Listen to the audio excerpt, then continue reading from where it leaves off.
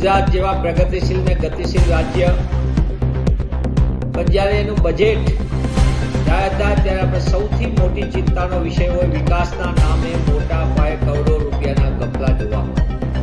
નાણાંનો મોટા પાયે અનિયમિત ખર્ચ, સામાજિક કલ્યાણની યોજનાઓમાં બજેટનો ઉપયોગ ન થાય, અનેક પ્રકારના નાણાંનો ગેરઉપયોગ થાય અને એના કારણે લોકોને મળવાપાત્ર લાભથી વંચિત હોય.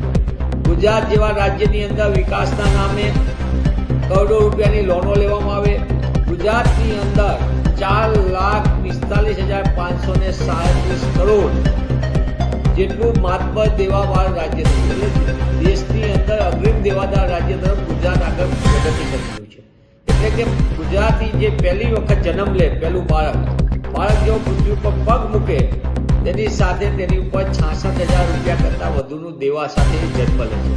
આ ગુજરાત સરકારના દેવાળિયા વહીવટમાં આગળ વિચારીએ તો આ કરોડો રૂપિયાના સતત વધતા જતા દેવા અને એ ચૂકવવા માટે જે વ્યાજ ચૂકવણી માટે પણ 25,000 કરોડ જોઈએ. એટલે કે આખા 3-4 વિભાગના નાણાં જો ટોટલ કરીએ એ તો વ્યાજ ચૂકવણીમાં આપો થાય છે.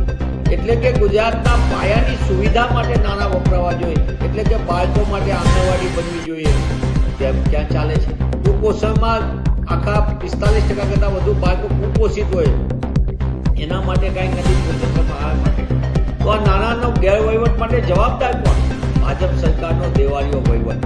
એ એમ કહે છે કે દેવું એટલે કરી રહ્યા છે કે આપણી પ્રગતિ છે, પણ કોઈ દિવસ દેવું કરીને પ્રગતિ આ પ્રકારની હોઈ શકે?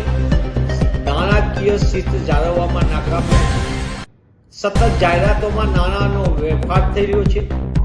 શાળાના બાળકો માટેના વર્ગખંડ નથી બનતા જોઈએ તેટલા, આંગણવાડીના મકાન નથી બનતા, આરોગ્ય સેવા માટેના પ્રાથમિક આરોગ્ય કેન્દ્ર નથી બનતા, પંચાયત ઘર નથી બનતા, પીવાના પાણીની વ્યવસ્થા ન થતી હોય.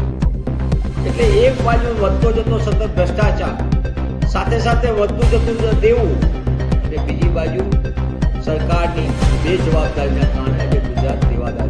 ત્યારે હું આપના માધ્યમથી માંગ કરું છું કે ગુજરાતને ખરેખર જવું છે ખેડૂતોના દેવા માફી, ગુજરાતને જવું છે બધાને શિક્ષણનો અધિકાર મળે વ્યાજબી ફીમાં, ગુજરાતને જરૂર છે બાળકોને અને ખાસ કરીને સિનિયર સિટીઝન નિવૃત્તોને બધાને આરોગ્ય સેવાનો અધિકાર મળે. ગુજરાતને જરૂર છે મહિલાઓ માટેનું સશક્તિકરણ માટેની વિવિધ યોજના, મહિલા કલ્યાણ. આ નાણાંનો સદુપયોગ એના માટે થાય તો ગુજરાતનો